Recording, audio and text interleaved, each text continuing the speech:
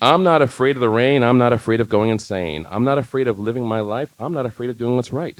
I'm not afraid of burning crosses. I'm not afraid of financial losses. I'm not afraid of never meeting my wife. I'm not afraid of trying to end strife. I'm not afraid of standing up to the man. I'm not afraid of drawing a line in the sand. I'm not afraid of what people say. I'm not afraid I won't live to see the next day. I'm not afraid of what's beyond the grave. I'm not afraid of political knaves. I'm not afraid of Hitler wannabes. I'm not afraid of Syrian refugees. I'm not afraid of hungry and homeless people who need compassion from you and me, and I'm certainly not afraid of gay people who have to pee. I'm not afraid of Africa's warm embrace. I'm not afraid of losing face. I'm not afraid of the word black. I'm not afraid of people's empathetic lack. I'm not afraid of people from the Middle East. I'm not afraid of advocating peace. I'm not afraid of complex women. I'm not afraid to refuse to believe what I see on that television. I'm not afraid of nuclear war. Yeah, I know we should be, but we've kind of been here before. I'm not afraid to say Haitian freedom's not dead. I'm not afraid of learning to speak French. I'm not afraid to think that gospel's heaven sent. I'm not afraid of a thing called sex. I'm not afraid to see what is beyond the chest. I'm not afraid of the Great Depressions. I'm not afraid of us never being a mature nation. I'm not afraid of my political tears. Most of us feel like Cherokees wandering through the years. I'm not afraid to make things right, and I'm not afraid to be alone standing by that lonely light. I'm not afraid of anything in this world. I'm not even afraid of marrying that girl. But I know you think these are contradictions, but I am afraid. I am afraid that reason may become a thing of past fictions. So this is a really old poem that I wrote in 2016 after the first time that I came back from working with the Syrian refugee crisis. And I thought I would read it today because while I can never understand anything that Palestinians are going through, I think this is the closest thing that gives me like a teeny tiny insight. So, dust and memories, all it is for me now. I look around me, people laughing, everything is sparkling clean, enough food for the crowds, running water. Is it a movie or my life? I blink my eyes. I see white tents billowing in the wind, blink again, back to the restaurant. Wine glasses clink, the din of happy hour conversations, I blink again. I see inflatable boats, overfilled with human suffering, fill the icy water around me, searching for the screams I hear in the dark, I blink again. You were saying something, you've been saying something for a while now, I'm sorry. These memories are realer to me than your face here and now. I'm trying to care, I really am. I'm trying to listen, but your calm voices I can't hear over the memories of their screams. I must live here and now, you say. You're still speaking, I blink again. I see the line in front of the food truck. One little girl breaks away from her mother and runs to me. We pulled her off the boat last night. She remembers me. I blink again. You're staring at me, wearing a face that says you're awaiting an answer, but I have no idea what the question was. Maybe this is what insanity is. The room is closing in now. Too clean, too fake, too bright, too safe. I gotta go. Back home where I can breathe and live alone in my head, in my memories.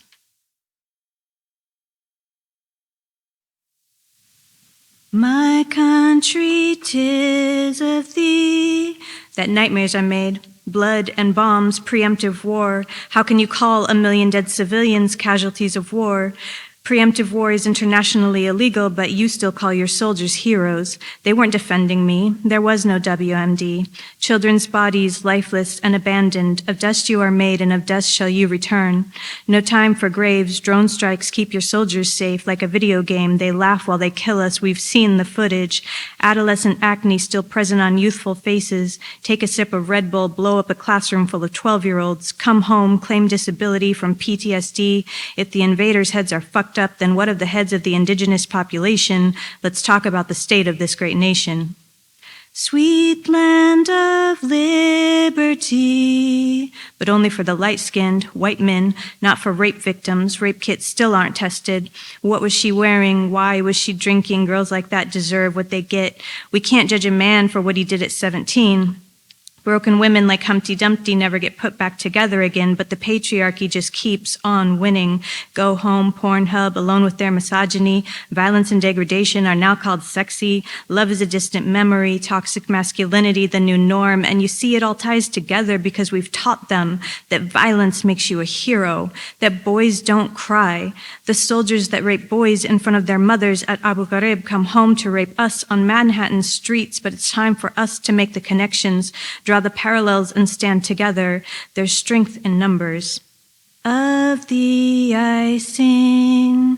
To sing you must breathe, but black men in America can't breathe. Eric Gardner couldn't breathe. There is no accountability for the police or the military. The crimes have been committed.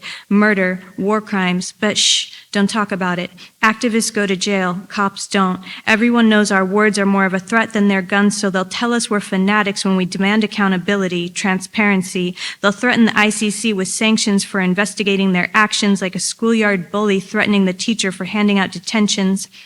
Future white male shooter, black blood on the streets, Arab blood soaking into the sands of our homelands. We're slaughtered by the same establishment, my brothers and sisters. Did you know that Malcolm X and the Black Panthers stood in solidarity with the Palestinians, and the Palestinians still stand in solidarity with you?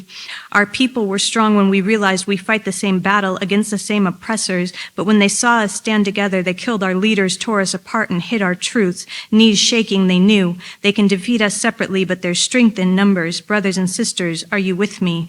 Together we can tear this system down. There is no separate struggle. In the words of Nelson Mandela, none of us are free if some of us are chained. To be free is not merely to cast off one's chains, but to live in a way that respects and enhances the freedom of others. There's strength in numbers, so let's stand together. Immigrant. I grew up eating cheese with bitter olives, sesame and thyme-infused olive oil on warm bread. Names in my family all meant something, like lifelong challenges. Zeina, beautiful. Bahij, splendid. Fatih, victorious. Samih, forgiving. In my childhood books, words flowed from right to left. Direction didn't matter then.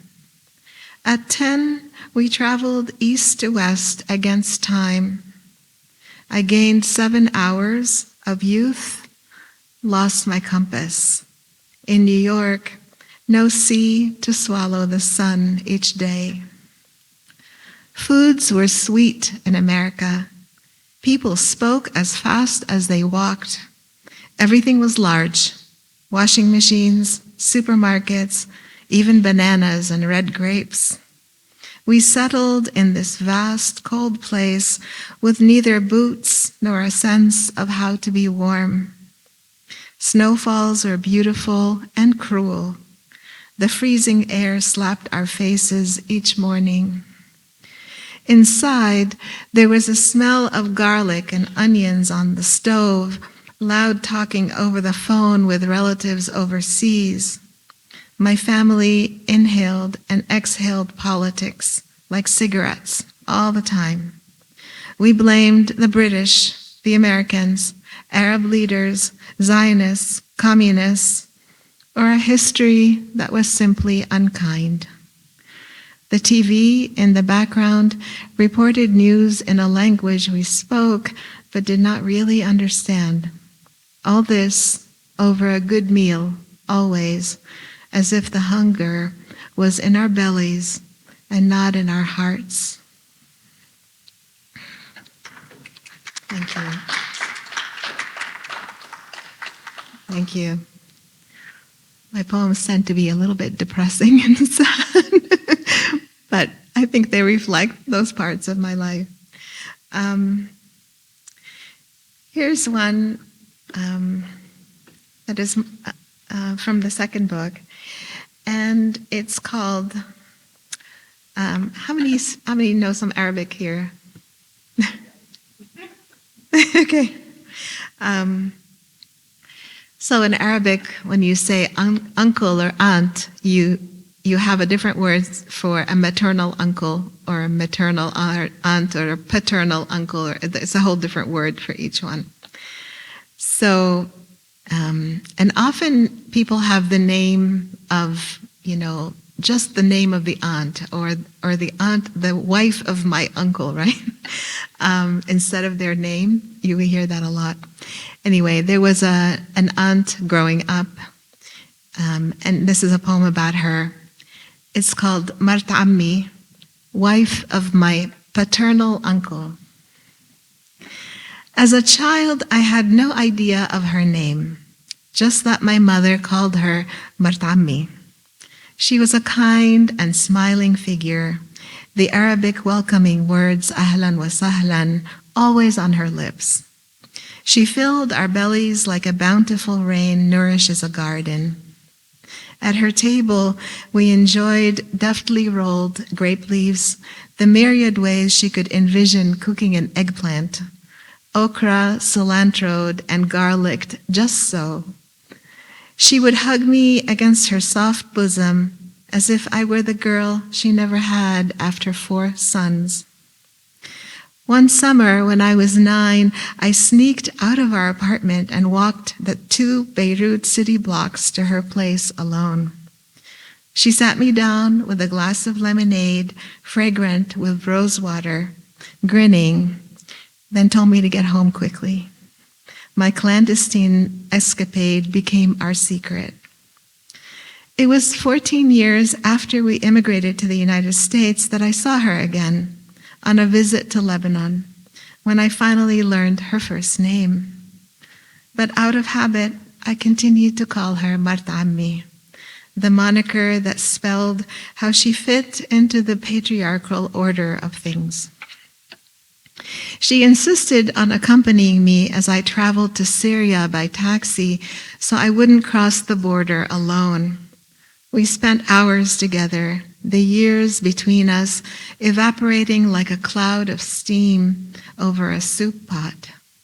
We dined on mezza and shish kebab, drank arak with relatives, stayed up late chatting.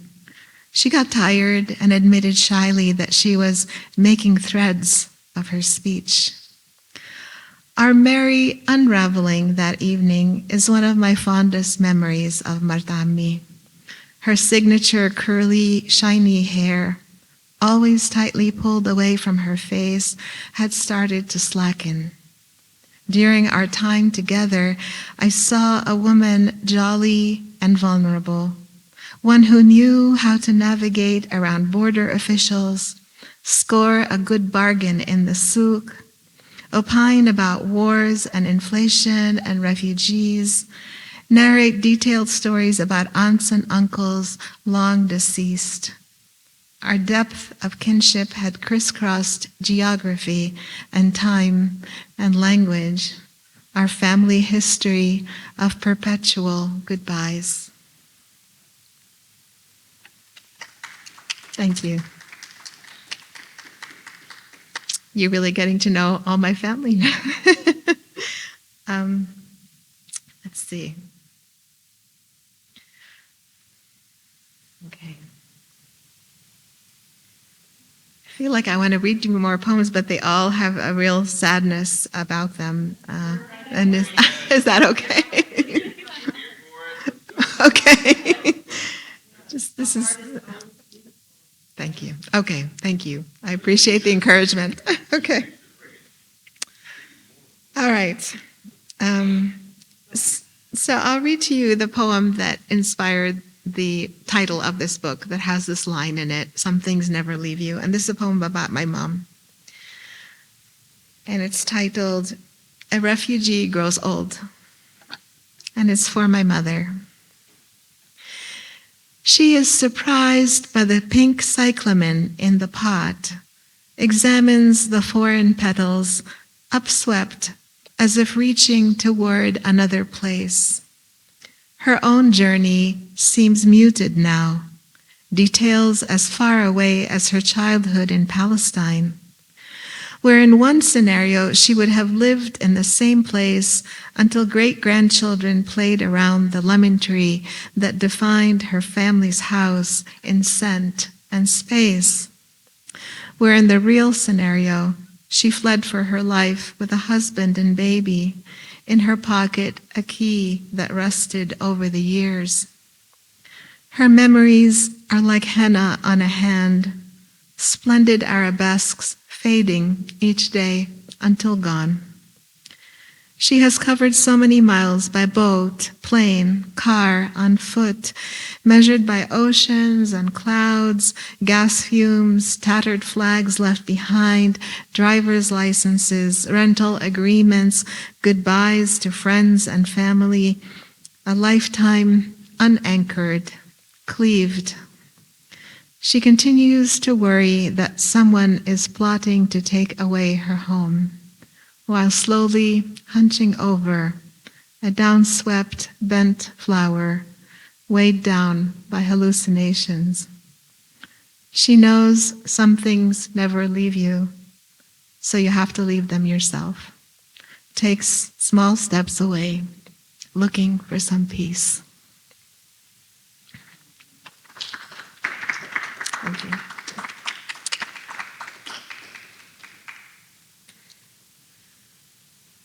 Both my parents are from Nazareth originally, and they were living in Haifa in 1948 when they fled, but they're both from Nazareth. And, you know, refugees, when they're thinking about their death, they want in death to go back home. They want to be buried in their home. And this is everyone, not just Palestinians. And of course, my parents were never able to go back to Palestine.